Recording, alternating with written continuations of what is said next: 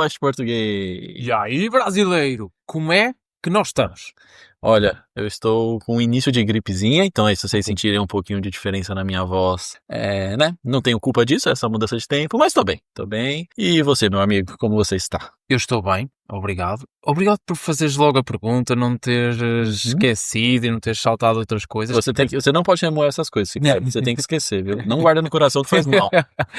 Não, mas... e temos que perguntar, claro, como é que os ouvintes estão, como é que foi a semana. Apesar de nunca nos responderem, mas está tudo bem. Tem algumas pessoas até que respondem, viu? Mas demora uns dias pra gente ter essa resposta.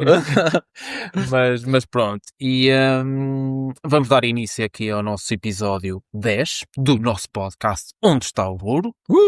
E hoje, Bruno, sou eu que vou dar a introdução. É isso. Mas penso que vai ser uma boa introdução. Vamos ver. Vamos. Antes de você começar com a introdução, Ricardo, Sim. só dar né, a gente tem que vangloriar as pessoas que nos acompanham. O tema do nosso episódio, quem enviou pra gente, foi uma ouvinte. A Ju, vamos aqui dar os créditos pra Ju, que escuta o nosso podcast e deu umas sugestões muito boas pra gente debater. Verdade. Então, que a gente conheceu inclusive ela lá no Marrocos, deixando aqui só as nossas honras pra ela, né? Meus créditos e agradecer muito pelas ideias, né? Porque a gente adora quando vocês vêm conversar com a gente, trazem ideias, enfim, ajuda bastante a gente pra criar o roteiro e ter uma noção do que vocês estão gostando e por onde ir, né? Exatamente, então... ajuda-nos a guiar-nos e a perceber o que é que gostariam de ouvir mais sobre nós ou sobre as nossas opiniões, porque no último episódio foi muito mais sobre opiniões, sobre a opinião, a análise dos rankings que nós tínhamos trazido para discutir e lá está, mais uma vez, eu digo que é uma área de conversa que eu não me sinto confortável. Mas pronto, é sempre um desafio e hoje acho que vai ser um bocadinho mais do mesmo. Vai ser um desafio para mim também, Ricardo. Mas vamos lá que a gente está preparado. Qual que é o tema? O episódio vai ter 3 blocos. O primeiro vai ser pouco sobre as redes sociais. A segunda vai ser sobre viagens, mas viagens no sentido em que como se fazia antigamente e como se faz atualmente. Os prós e os contras, aqueles que nós achamos, atenção, não são os certos e errados. Sim. Porque nós até vimos praticamente a mesma geração, não é? Eu sou de 92, tu és de 93. Sim. Tu tens que me respeitar, o que não acontece muito, mas pronto. Respeitar os mais velhos. Tá bom, Ricardo. Desculpa. E depois, a última parte, vamos falar um pouco aqui de um terreno pantanoso e muito atual sobre a explosão da inteligência artificial e vamos ver no que é que isto vai dar. Perfeito. Adorei. Alinhas nisto? Adorei.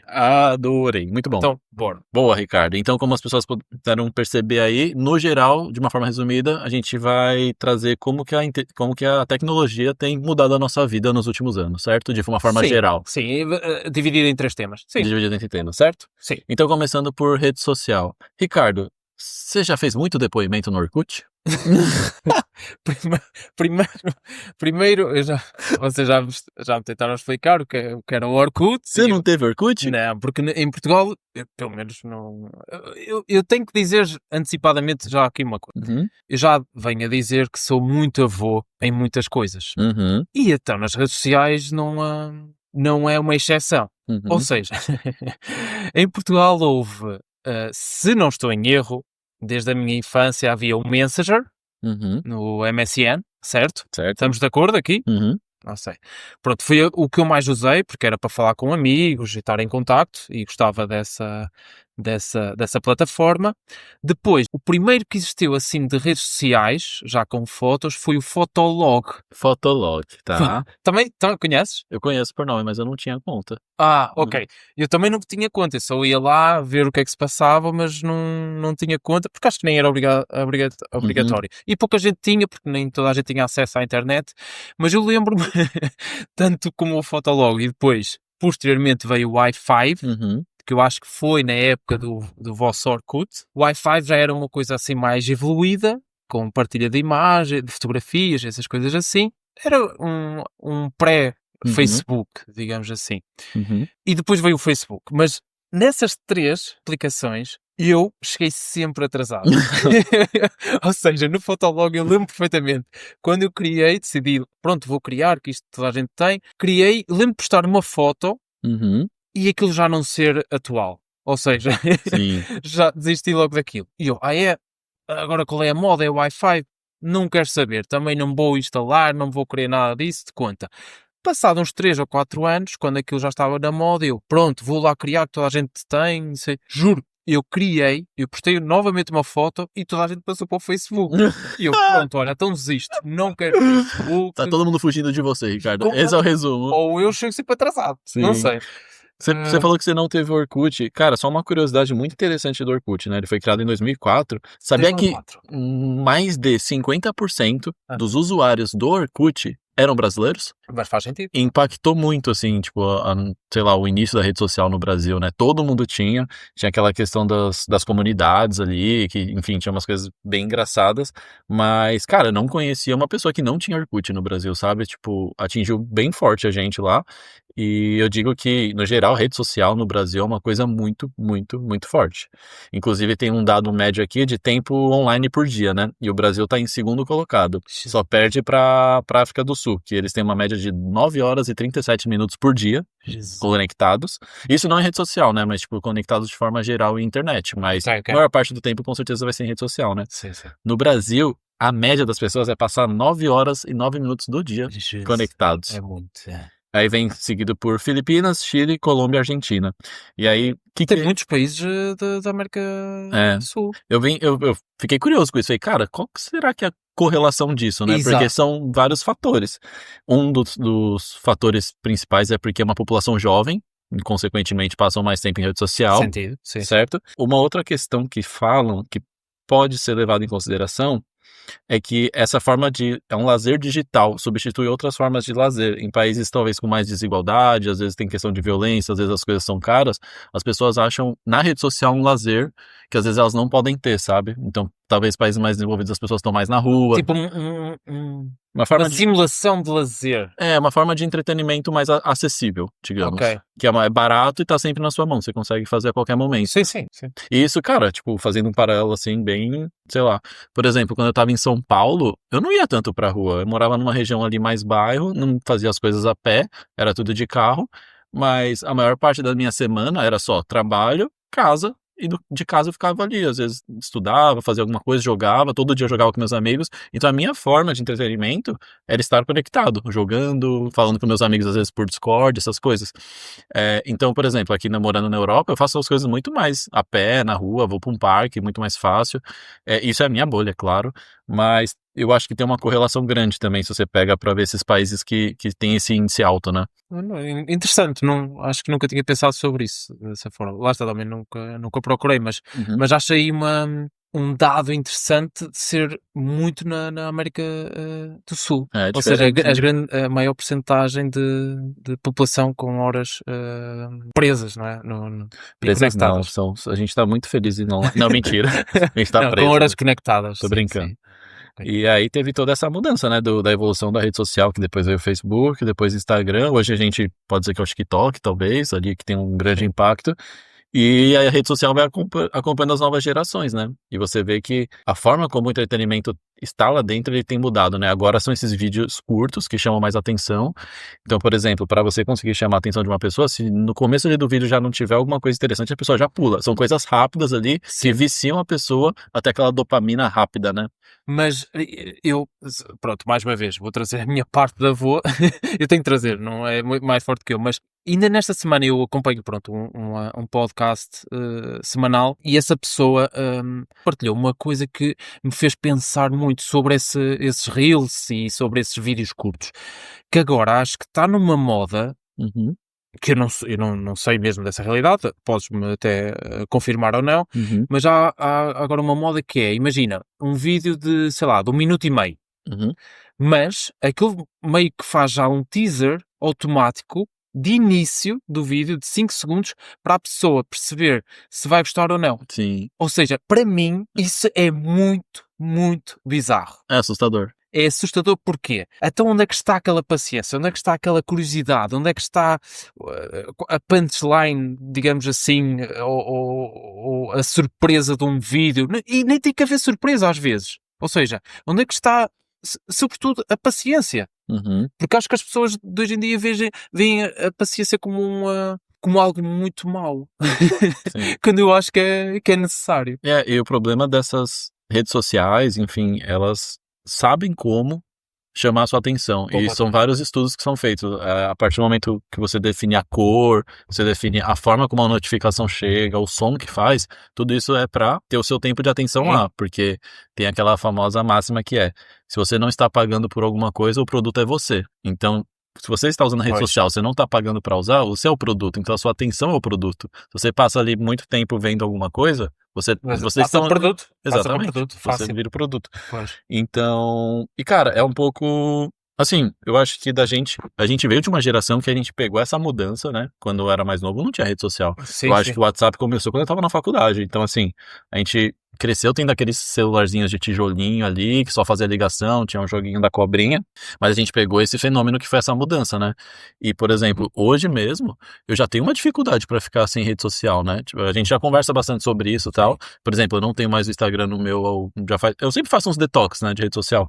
Mas eu não tenho o Instagram, por exemplo, no meu celular, e eu entro só na versão web quando eu quero ver se mandar alguma mensagem, alguma coisa assim. Até porque hoje é muito difícil você viver longe de rede social, porque tudo tá lá. E assim, por exemplo, alguém fala: ah, Bruno, você viu, vai ter o show, sei lá, de uma banda que eu gosto. Fala: putz, não vi. Ah, então tá no Instagram. Ah, pô, tô sem. Aí você fala, eles falam: ah, vamos comprar ingresso, ó, vai abrir tal dia, tal, tem que pegar o link por lá. Aí você fica, cara, tipo, quando você começa a ver, eles fazem de uma forma pra você não ficar longe da rede social. Isso que é o mais difícil. E torna as pessoas, cara, cada vez mais viciadas. Assim, se você faz um teste, assim, se você gosta bastante de rede social, deleta o Instagram por um tempo. Você vai se pegar indo automaticamente, sem pensar, assim, com o dedo, procurando o aplicativo, assim. Sim, mas por exemplo, eu acho que sou um exemplo esquisito, né, ou estranho para isso, porque, como tu sabes, eu não vivo para as redes sociais e vivo muito bem até sem telemóvel, até muitas vezes saio de casa sem, sem o celular porque não preciso, simplesmente não preciso, pronto. Mas o que eu tenho a dizer, uma coisa assim a acrescentar a isso, apesar de não ser uma pessoa que vive constantemente e não, sei lá, eu lembro da minha média quando eu tinha Instagram instalado e essas coisas, a minha média diária era um máximo 15 minutos. E sem grande esforço, era só 15 minutos porque eu via só as notícias, porque está tudo filtrado, mas eu lembro-me que mesmo assim eu pensei, não, eu quero deixar isto, não me está a fazer bem, não preciso disto. E eu lembro nessa questão dos eventos, o que é que eu fiz? Eu assinei as newsletters das casas de teatro, das casas de evento, para receber e estar atento aos eventos. Ou seja, eu não tinha que ir ao Instagram para saber onde é que ocorrem e quando. E eu recebo até no meu e-mail essa informação. E está bom assim. É quase como se estivesse a ler um jornal semanal, digamos assim, porque aquilo fica ali acumulado e depois eu vejo, olha, acho interessante.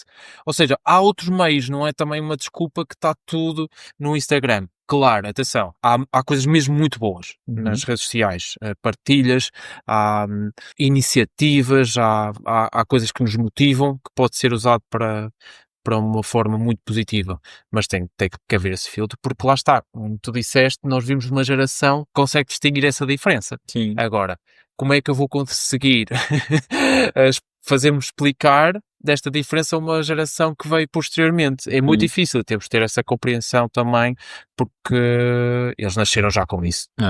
Então, e de forma geral você vê, a gente consegue já ver os impactos, né? Apesar de ser, entre aspas, uma coisa nova, a gente tá aprendendo a lidar com isso, tem os impactos negativos, né? Você vê cada vez mais aumento de depressão em jovens, ansiedade e tudo mais. Tem aquele lance de, cara, em rede social tá todo mundo bem, né? Tá todo mundo compartilhando a vida perfeita, ninguém vai lá compartilhar que tá passando por um momento difícil e tudo mais. Então quando você entra na rede social, você se sente pra baixo, né? Você fala, caramba, tá todo mundo viajando, tá todo mundo fazendo coisas incríveis, tá todo mundo ganhando dinheiro, e eu tô aqui na minha vida normal ali, de segunda a sexta trabalhando, tipo, conseguindo juntar meu dinheirinho, fazendo poucas viagens, fazendo poucas coisas que eu gosto.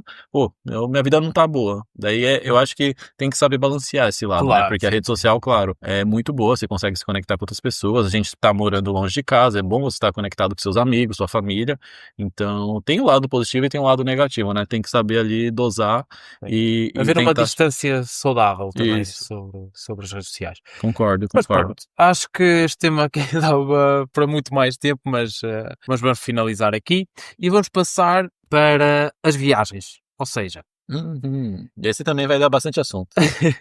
Como os hábitos de viagem mudaram nos últimos anos. E mudou muito, viu? Mudou muito. Porque ainda quando estávamos off, tu estavas a dizer sobre uma viagem que fizeste de mochilão, na mesma altura que eu também fiz uma, pela América Central. A gente tem muita conexão, né, Ricardo? Nós já nos cruzamos muitas vezes. Você viu? Para de passar a perna na minha. Não, mas eu queria te ouvir primeiro. Imagina, foi em 2018, certo? Até nem foi assim há tantos anos. Mas como é que tu planeaste? E comparativamente, por exemplo, com hoje, tu planeias as viagens? Sim.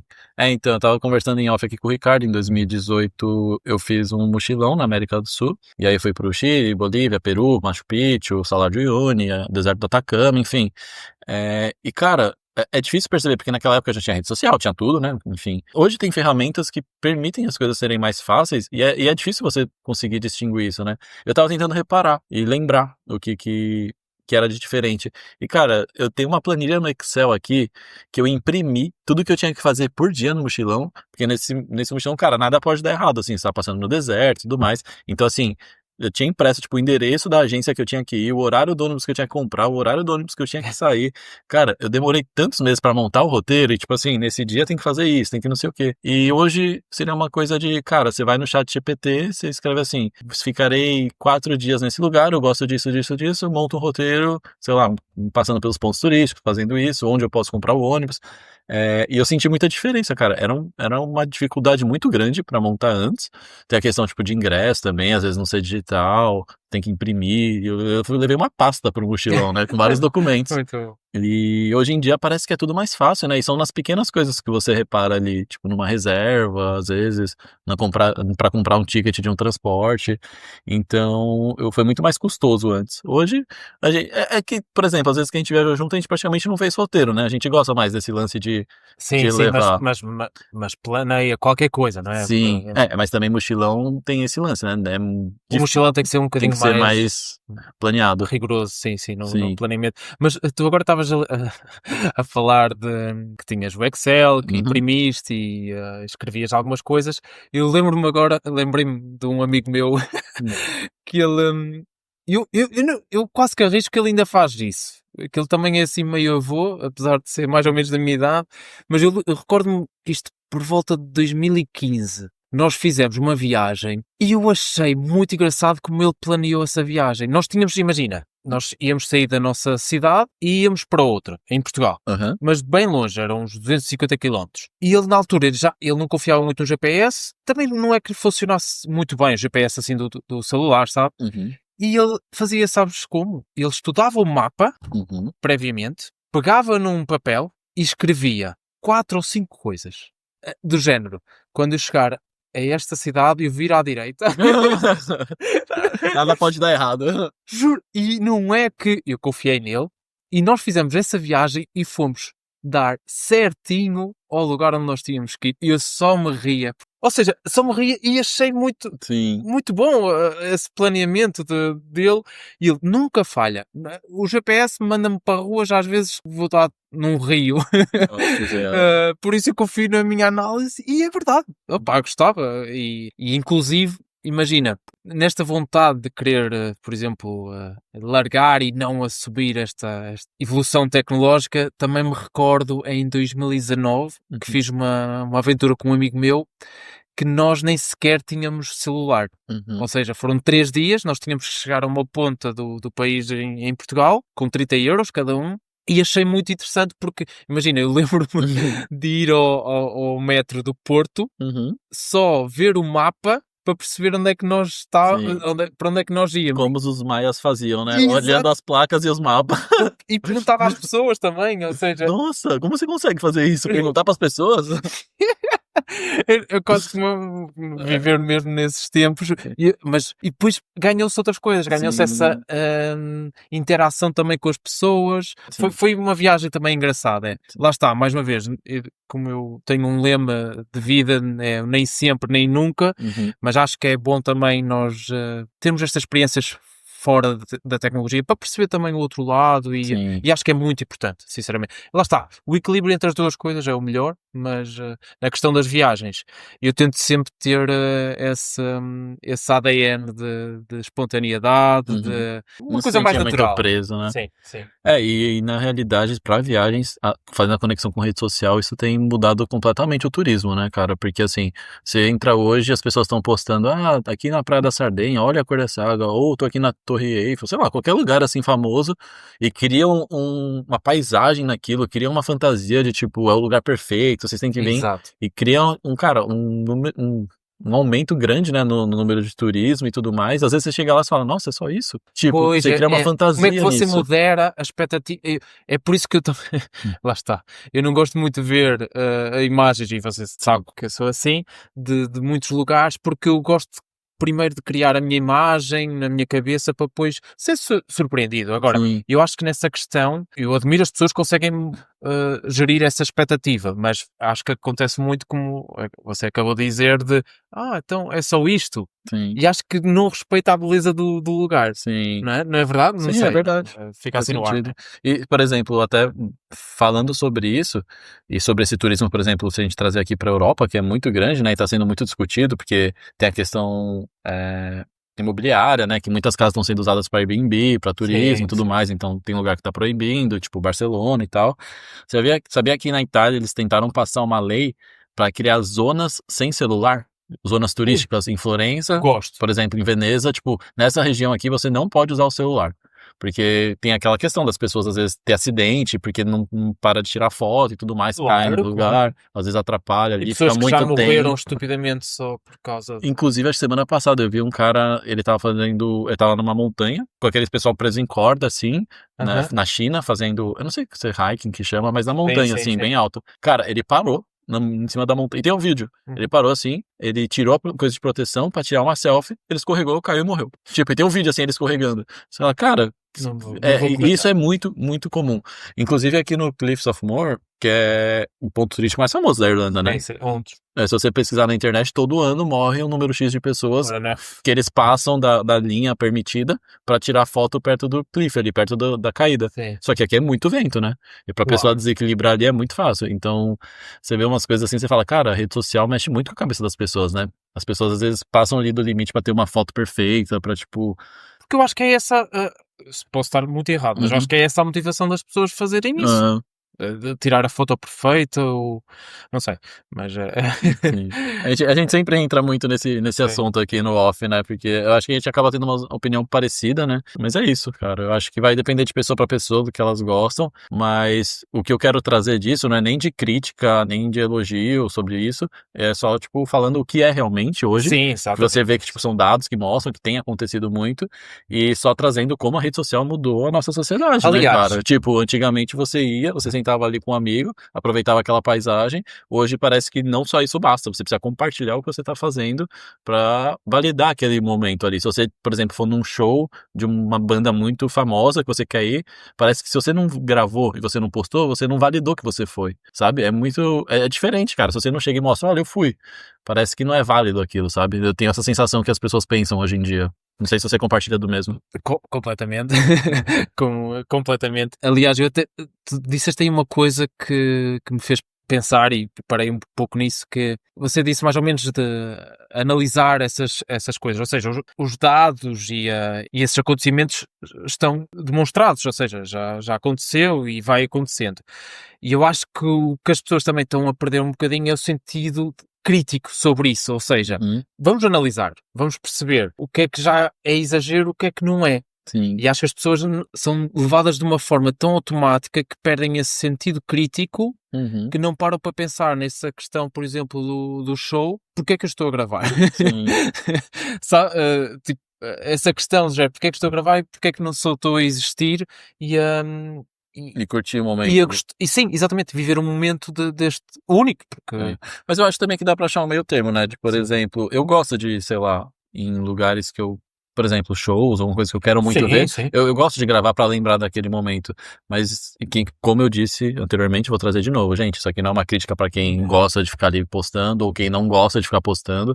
A gente só tá trazendo a nossa opinião sobre esses fatos. e a nossa visão. Mas, por exemplo, eu mesmo eu gosto muito de, tipo, gravar e ter isso pra recordar, assim.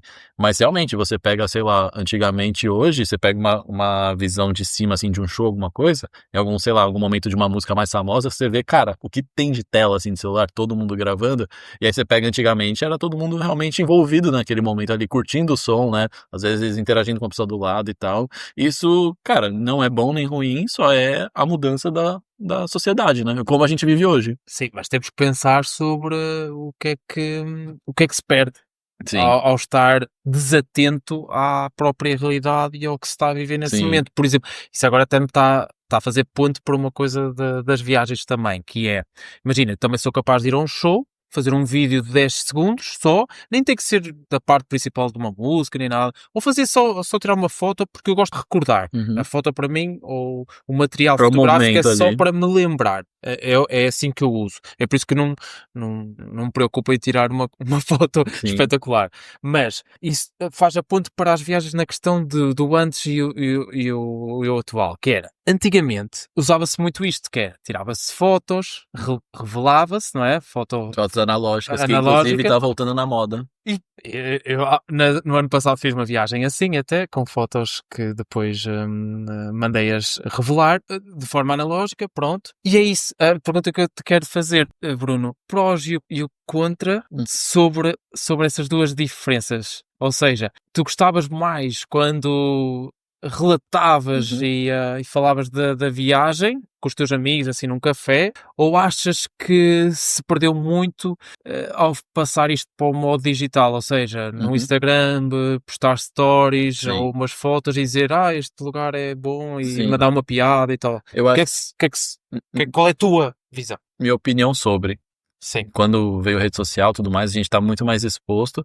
Eu acho que as pessoas estão muito mais sensíveis à opinião dos outros. Então, tipo, elas se preocupam muito com o que as outras pessoas pensam de você. Então, eu digo isso de, por exemplo, o que talvez esteja mudando agora, né? Que as pessoas estão dando uma acordada em relação à rede social. Que nem eu falei, as fotos analógicas estão voltando à moda, né? Que é aquele momento que você tá ali, você tirou uma foto, cara, você não viu se você ficou bom, se você ficou, se você É como fechou, está. se você piscou. Você gravou aquele momento e você vai ver depois, você fala, olha que legal aquele momento.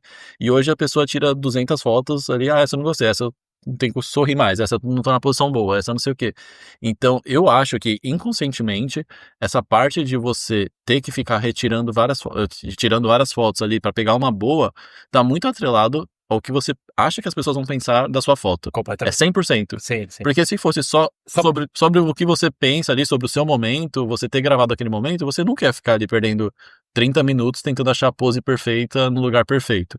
Então, eu acho que tá 100% atrelado ali com o que você tem que ter essa validação e você se preocupar com o que as pessoas pensam, sabe? Completamente. É por isso que eu gosto muito dessa ideia da foto analógica, que você tira, você gravou o momento, depois você olha, cara, olha, isso aqui que engraçado, eu saí piscando, essa eu saí não sei o quê. E eu gosto muito da ideia de voltar nessa parte analógica pra, sei lá, gravar o momento e não, sei lá, a foto perfeita, sabe? Sim, mas pode dar algumas coisas erradas.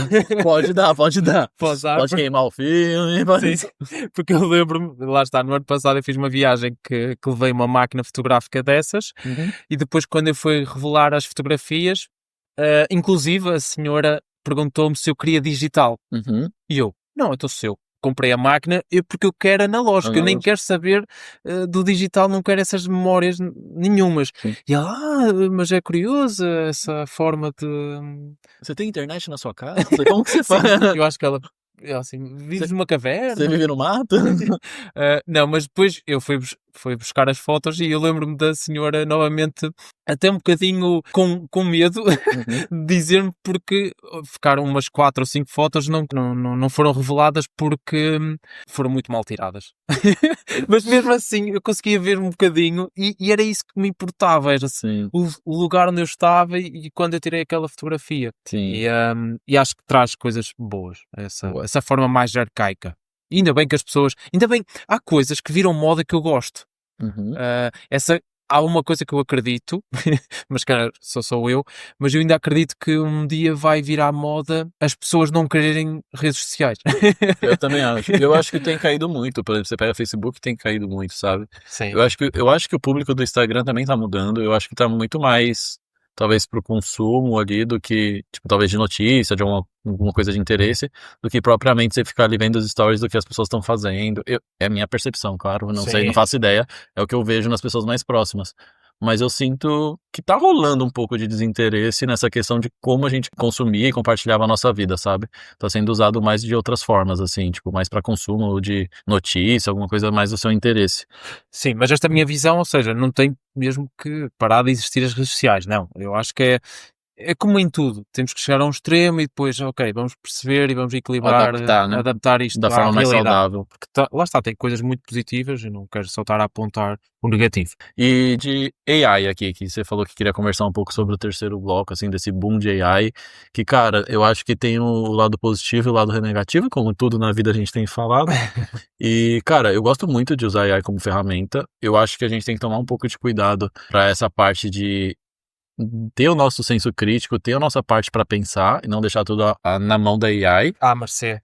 E, cara, eu fico imaginando como deve ser difícil você ser professor nos dias de hoje e você conseguir estimular jovens ali que estão entrando na faculdade ou talvez no ensino médio, enfim, a não usar AI e pensar por conta própria, sabe? Porque é muito fácil você construir uma opinião ali através de uma ferramenta. Por falar nisso, em si, a ferramenta é incrível, o que ela me ajuda em produtividade no trabalho, para, tipo, corrigir algum erro ali que eu não tô montando um texto, teve um erro de digitação, uma coisa, cara, é incrível, ou para entender alguma coisa que às vezes ficou meio esquisito. Então, para produtividade é uma ferramenta que eu acho incrível, mas é como toda ferramenta, né? Depende do qual será o fim dela, qual será o uso dela, né? Então pode ser usado ali para coisas que vão te ajudar ou para coisas que no longo prazo ali talvez podem te prejudicar. Pronto, Bruno, neste tema muito sensível da inteligência artificial, e só vou acrescentar uma coisa, porque acho que você falou bem, não engasgou, foi direitinho. Sem ajuda de AI. Sem ajuda da AI. Eu só vou acrescentar uma coisa e é um exemplo meu de uso do ChatGPT. Eu demorei muito tempo para usá-lo pela primeira vez. E usei-o no meu outro podcast. Não é aqui para divulgar, mas é ao passar a sua publicidade, não é isso? Mas eu escrevo, eu tenho um roteiro, ou seja, eu escrevo e depois interpreto e gravo. Uhum. Tipo isso. Pronto. Gosto dessa dinâmica também. E é sobre livros, pronto. É uma coisa chata, não convido ninguém a ir ouvir que não gosto de ler, não sei, pronto. Mas eu lembro-me, eu só usei a primeira vez, provavelmente no 6º episódio que eu fiz. Uhum. E foi interessante porque eu já estava com algum receio de usar, mas já um amigo meu tinha-me dito, olha, mas podes usar, que ele dá-te umas ajudas até gramaticais a construir o texto. E eu lembro-me quando usei, ou seja, primeiro escrevi o texto todo, à minha maneira. Eu passei para o ChatGPT e aquilo realmente ajudou, mas eu voltei a ler e faltava o meu ADN. Sim. Faltava eu assim, este já não sou eu a falar. Se eu gravar e se eu ler deste texto, já não vai ser o Ricardo. Sim. O que é que eu fiz? Eu fui moldando e fui, educando o ChatGPT para só corrigir coisas pontuais. Ou seja, gramaticais, Sim. a pontuação, lá está, e alguma construção frásica. E adorei, porque não perdia a minha essência, Sua identidade, a né? minha identidade, tinha sempre o meu sentido crítico, porque eu olhava para o texto e assim, então, mas tu estás-me a querer levar para aqui? Não, eu é que comando o meu texto. Obrigado pela tua ajuda, tipo isso,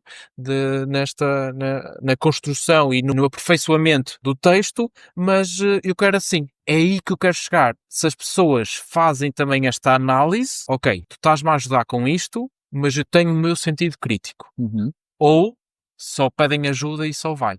Sim. Acho que aí está aí Saber achar o meio termo, né? De usar como tá ferramenta e uma não linha como muito, muleta, muito digamos. fina. Sim. Pronto.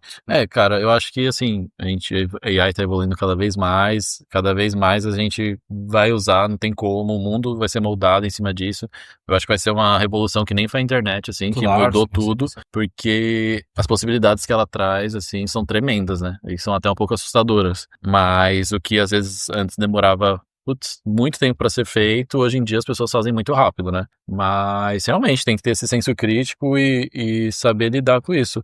Mas tem vários famosos, assim, né? Que, por exemplo, Bill Gates já falou isso, se não me engano, o Elon Musk falou que no futuro, basicamente, a gente vai viver de subsídio e de ajuda do governo, né?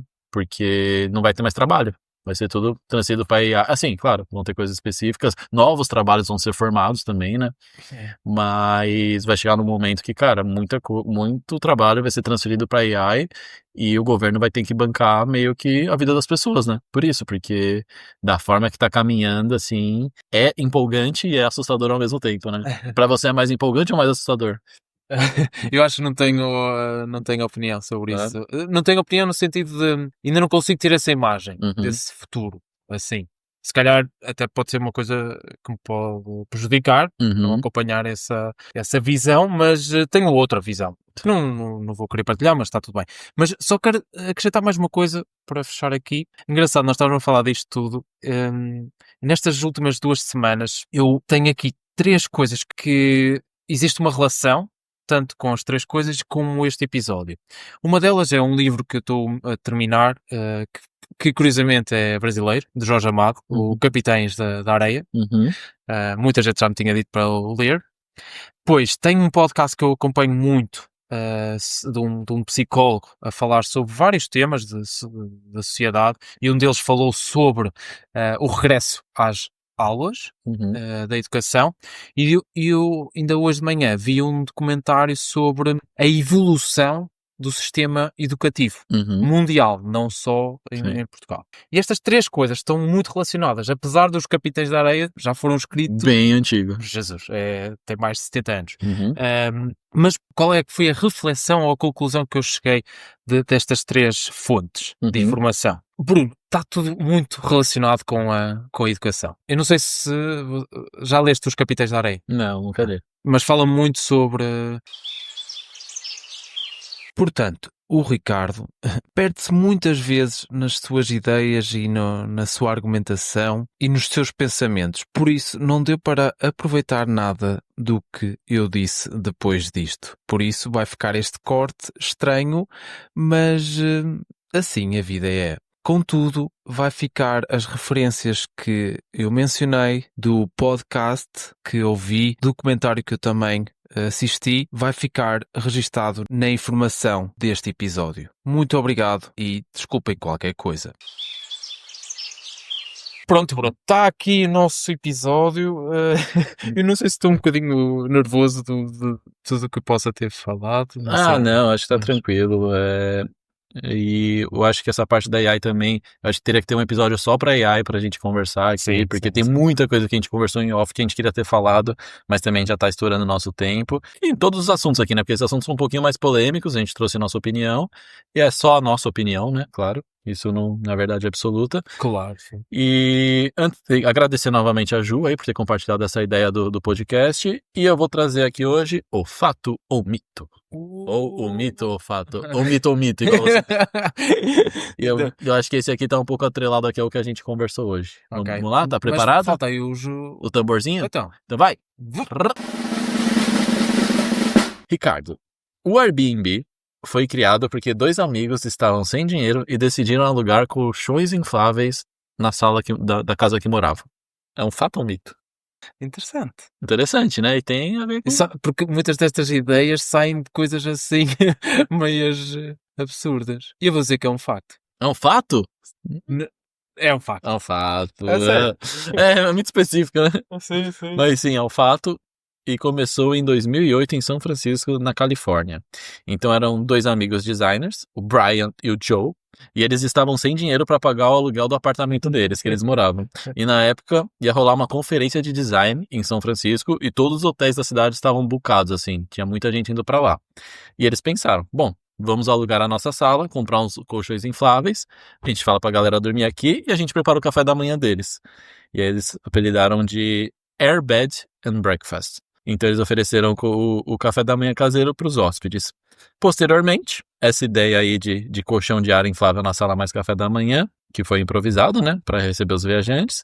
Posteriormente, eles chamaram um terceiro participante para ajudar na ideia, que foi o Nathan, que ajudou a transformar isso num site.